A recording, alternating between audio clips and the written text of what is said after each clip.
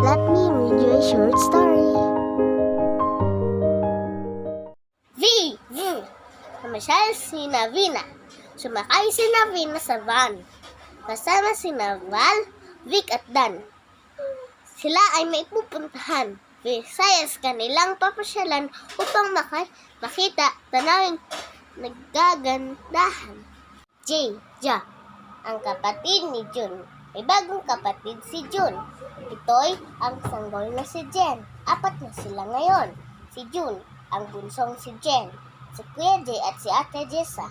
Tiyak na lalo pang sasaya ang kanilang pamilya. Pag-usapan natin sino-sino ang magkakapatid.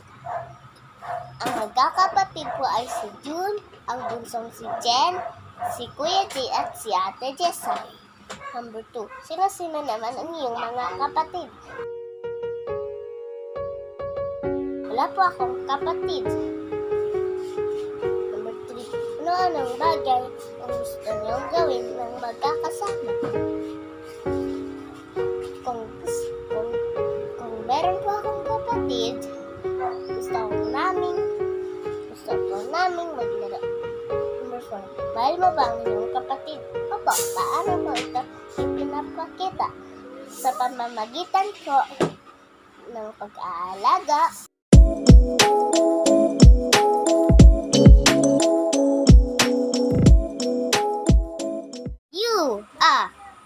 Ang uniforme ni Ursula. Si Ursula ay papasok na. Niligpit muna ang una na ginamit niya. Uminom ng gatas, kumain ng ubas, nagsuot ng uniforme. Hanggang handa na siya. Bago umalis, bumalik muna sa mahal niyang ina at ama. Pag-usapan natin, ano-ano ang ginawa ni Ursula bago siya pumasok. Niligpit muna niya ang unan, uminom ng gatas, kumain ng ubas at bumalik sa kanyang mga magulang. Ano ang sinuot niya? Uniforme. Saan kaya siya pupunta?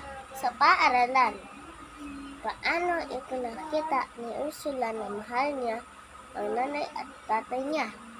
Bumalik muna siya bago pumasok ng paaralan. Mahalik ka rin ba sa iyong ina at ama? Opo.